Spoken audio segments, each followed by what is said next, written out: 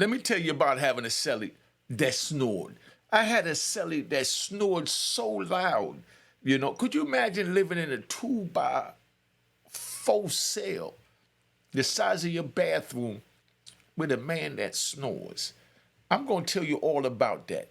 Just sit back, enjoy the ride, and let me do what I got to do, because this is how we get down at the Mecca. Just let me ride. If you don't like the ride, you could always tap out.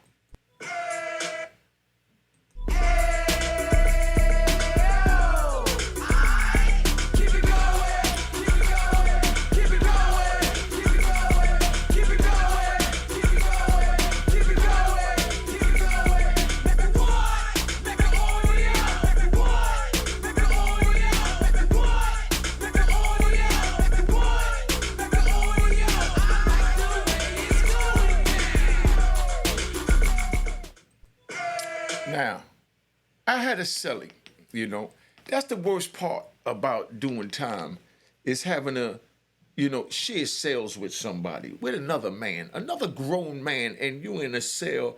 Really, it's, 4 foot by 8 foot, the size of your bathroom.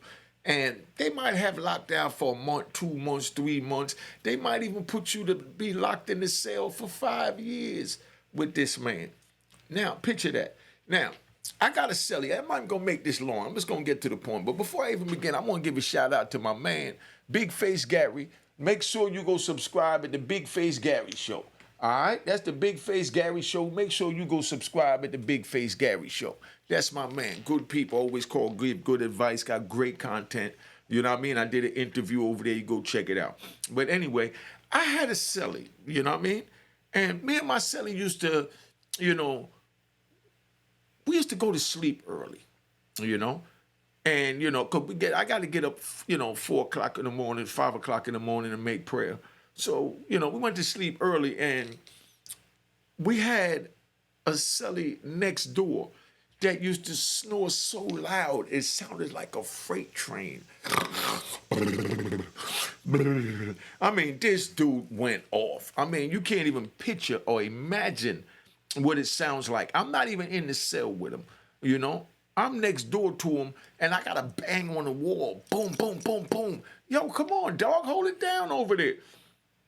And, dude just kept snoring, So the next morning, I talked to his Celly, and I said, yo, what's up with your Celly, son? I mean, how you sleep with him in the cell like that? He said, man, I got to get used to it, man. I'm getting ready to go to commissary and go get me some of those little earplugs, I'm like, earplugs? I said, dog, I got earplugs and I still hear this dude. And he's like, yo, I mean, I said, do what you do. Tonight, if he starts sleeping, tap on the bottom of the bunk and tell him to roll over. You know what I mean? See if that works. So later on that night, we go to sleep. And as I'm sleeping again, I'm waking up with... I mean, this joint is so loud, And let me tell you about his Celly, dude that's snoring.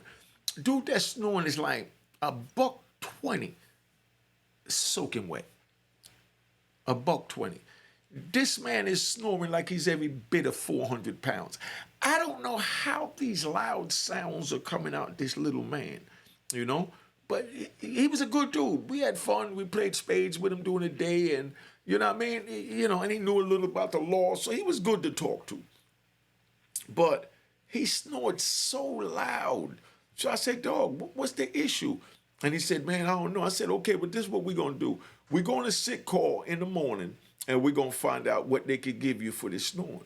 So we go back, we played a little basketball, we hung out, we chilled out, and we laughed about it. And he played really good. Little dude was a good, guard, I mean, he was like that, So the next morning, after him keeping me up all night again, we shoot over there to the medical. We go to medical, and, he's telling them that he's snoring, and they like, well, try putting cotton balls in your nose. So he goes back, he put the cotton balls in his nose, and now he's snoring, but instead of the normal sounds that he normally makes, because now he's breathing out his mouth. You know what I mean? And it's like it's vibrating the walls. I mean, nobody on the tier could sleep That's how loud this is. Nobody on the tier could sleep. He was sleeping so loud. So I banged on the wall again, and I'm yelling through the doors in the vent, telling me, say, Celly, yo, turn him over, turn him over. You know what I mean? And he just kept doing it. Now, the next morning we go back to medical. So when we go back to medical again, I tell him again, I said, look, you know what I mean? Let them know you tried the cotton balls, it ain't working. So now, of course, they tell them the same thing I tell them. They say, okay, well, you're snoring, and maybe the side you're sleeping on, so roll over on the other side, da-da-da. You know what I mean? He go back, he roll over on the other side, try that. Now he making a whole nother noise. But either way, it's loud as heck. Man, $120. I mean, really, yeah, I said he was $120 soaking wet. He was really like 90 pounds soaking wet, but $120 normally. And I can't phantom how to, for the life of me, these loud sounds are coming out this man. So we go back the next morning again, and we tell him, look, we tried the cotton balls, and we tried to roll them over. None of that worked. So what can we do? You can't give him some medication or something. He said, nah, well, you got to take him and go to see the psych. Maybe he's stressing. Maybe that's what it is. So we walked over to the psych together. So we go over to the psych together, and we tell the psych is saying they can't believe that I'm next door to him in a whole nother cell, and I could hear him because he's only 90 pounds soaking wet and 120 pounds normally. I'm telling them, like, yo, it's that loud. Nobody on the tier could sleep. So now they offering to give him medication. And, of course, he jumps on it. And I'm trying to give him the same, message that Dr. Shakur gave me. I said, family, don't get into these people medication, because all they're going to do is they're going to experiment on you. Before you know it, you start growing another arm out your neck. You know what I mean? So, don't mess with these people medication, man.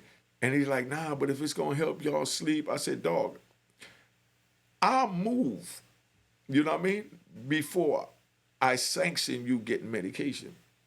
He said, nah, I respect that, homie, but, man, I don't know what it is. I wasn't snoring on the street. I said, maybe no one told you on the street, So he's like, yeah, all right, but I'm going to do what I can, man. But, I said, let me try their medication. He said, let me try their medication, So, of course, I tell him no. I said, nah, don't do that, So they give him some exercise to do with his nostrils and all this before he go to sleep, to do all this, to open up the airwaves and, some stupid crap. They got him in the mirror doing this all night. So you see the dude sitting in front of the TV doing this from about 8 o'clock. He's trying to open up the airwaves, So he goes in there that night, and now from him doing that, open up the airwaves, he's snoring like a trumpet. I'm like, oh my God. So now I said, look, let me holler at your Celly. So I take his Celly out in the day room. We sit down at the table, and I said to him, I said, family, how do you sleep in there with it? I'm next door and I'm hearing this. He said, yo, I ain't gonna lie. I found the technique, that helps me sleep, with him in the cell. And it works, you know what I mean? For the both of us. He don't know nothing about it, but it works for the both of us. What do y'all think that technique was? Put it in the comments. What do you think his technique is that he used so that he could sleep through the noise? But anyway, so I'm going to get back to that because I'm riding. But I don't had all types of Cellys. I had a Celly that was anal. You know what I mean? I call him anal. Because we got 2 lockers, you know what I mean, and a desk in the middle. And, you go in and you put your stuff on the desk, you take out, you took your knife, put it on the desk, you take your ID card and, whatever papers you got when you was on the phone or your pen, and you put it on the desk. And everything I put on the desk, this dude liked to move over to one side of the desk and told me, that's your side, this is my side. I said, family, this our cell. Both sides is ours. You can put your stuff on what you call my side, because I'm going to put my stuff on what you call your side. And he's like, nah, but, I like to keep it clean. I said, dog, you in prison. You know what I mean? He's like, but every time you come in, you just throw your stuff down. I said, family, I'm not going to have this conversation with you about where I can and cannot put my stuff in my cell. Just like I would never let you do that. And he's like, yeah, but I said, yeah, all right. So, I put my stuff up there. And then now, a couple of days later, show you how Cellys are. A couple of days later, I'm making a soup, a butt naked soup. A butt naked soup is a ramen soup. I'm making a butt naked soup so, you squeeze the pack up so that you could turn the noodles like into rice, you know what I mean? So that you could put it in with rice and stretch the rice, with this butt naked soup. So I'm squeezing the joint, cock, cock, cock. And as I'm squeezing the pack boss, poof, and some of the ramen noodles falls on the floor, you know? So I didn't even realize it because I was rushing to try and get back to the rice to put it in there for the rice start boiling. I'm doing what I got to do. So I go out there and I do that and I come back in the room. And when I come back in the room, this man is sweeping the room. You know what I mean? I said, okay. So I stepped back out. I went back over there, to my cooking area and I'm cooking, down the hall where they got the little microwaves at and all that. So I go down there and I'm cooking by the microwave. While I'm cooking by the microwave, somebody said, oh, your Celly wants the dustpan, I said, okay, I'll help him. I get the dustpan, I take it down there, I give it to him. So when I hand him the dustpan, I see him sweeping up the stuff. So now I go in there and I go to get the stuff, some more seasoning out my locker to put with this rice and mackerel that I'm making and, butt naked soup. So when I go in the locker and as soon as I look down, on the floor is these crumbs. I mean, big crumbs, big chunks of ramen noodles that came out for me squeezing the bag, trying to turn it into a small rice type shape. So I said, dog, you missed this. You know what I mean? And that man looked at me and told me straight up with a straight face, I didn't drop that. You dropped it. I said, dog, you're sweeping the cell. He like, yeah, but dog, you made the mess. I said, huh? He said, yeah, you made the mess, I said, okay, well, this is what we're going to do. Either you're going to get up out this cell, or we're going to fight in this cell. But one of us got to go. It's not going to make it right now. Because there's no way in hell you sweep the cell and you leave some noodles on the floor because you're saying, I spilled it when this cell is only 4 foot by 8 foot and we both have to live in here. So you think if we get germs in here or a mouse in here that he's only going to eat my food and not eat yours? Or do you think that only I would get sick, you won't get sick, or vice versa? Don't you know whatever comes in this room, that's both of our issues. So both of our issues, meaning we both got to deal with it. He's like, man, but I ain't clean up behind you. And that's where I hooked off on him. You know what I mean? Gunshots to my ignorance, Because I couldn't talk it out with the dude because to me it was a stupid conversation. So we just got to fighting in the cell. We fighting in the cell, So, ain't nobody get locked up. So when we was done, I go back out, I finish cooking. And when I come back, he packed his stuff and he's moving in with his homie, I guess he said I was too messy, you know what I mean? But he moved in with his homie, so now I got a single cell, all right? Let's ride back to homie. I gave y'all enough time to put in the comments what do you think he did for his method of sleeping. This dude snored so loud, I couldn't sleep next door. The people 2 cells down and 3 cells down from me couldn't sleep because they could hear this little 90-pound soaking wet man snoring like a bee. So I asked this man at the table, how do you sleep through that?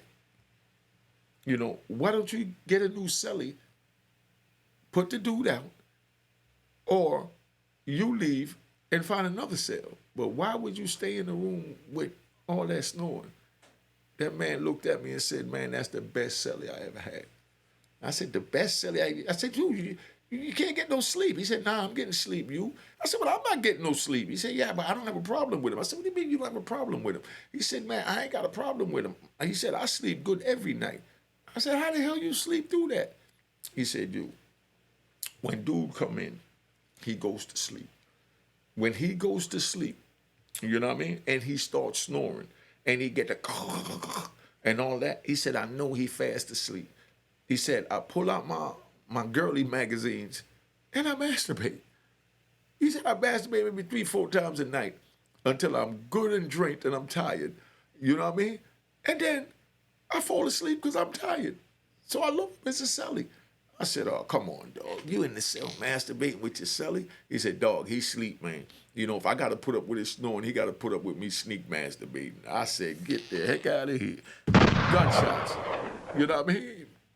Gunshots. I said, so you in there masturbating with that man in the cell? He said, you sleep, you?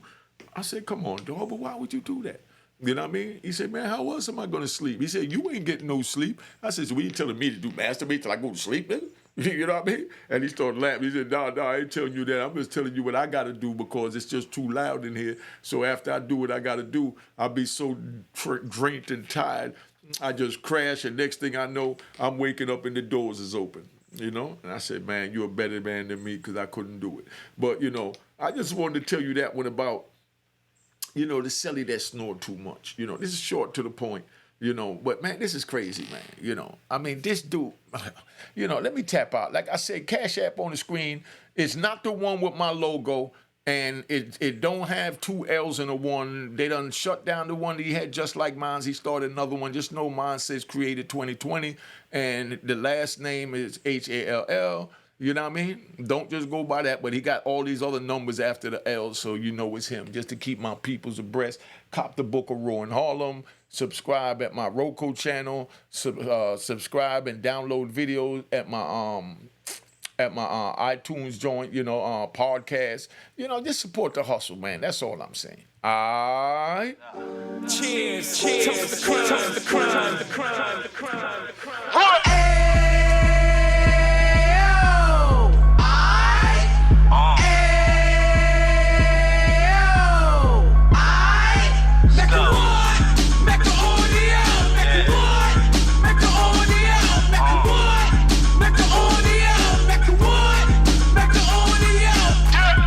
Fresh out the can of 26, he back on the strip, getting back in the mix. What he mentions a gift. You stand up 10 toes down, and I suggest you pay attention to this. Take a little gully posse and put it in Harlem. He cut from the bottom, came up from the bottom. Drop the book, you should go and get it. The Instagram page and the YouTube, you could go and visit. Then you could consider yourself LinkedIn. Sit front row and get Jews from a kingpin. How he went through it, so you ain't gotta go do it. Did not pay attention would be stupid. Talking about a man that probably put your grandfather on. Probably the reason that him and your grams got along. A man that generated millions on the block, did his time, never squilling to the Cox Mecca audio.